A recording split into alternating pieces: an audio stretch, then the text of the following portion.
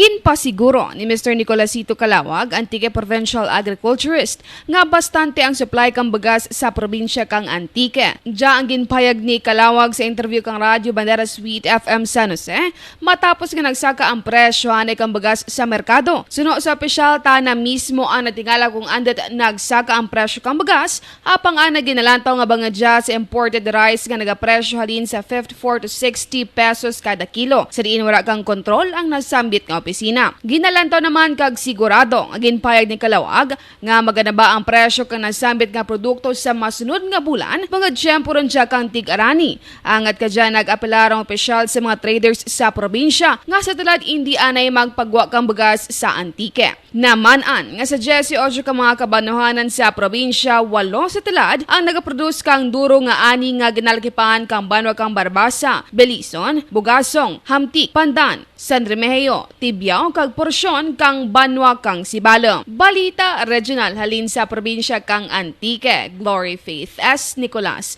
nagabandera kang matuod nga serbisyo publiko kag kalingawan sa Western Visayas. Radyo Bandera. This news is brought to you by... Are you experiencing body weakness? Do you have delayed wound healing? Do you feel hungry all the time? You may have diabetes. A powerful duo to help diabetic. Natural way of lowering blood sugar level. Clinica DTX 500 is a powerful duo that combines of ampalaya extract and the sugarcane extract. Clinica DTX 500 stimulates the production of insulin, enhance conversion to energy.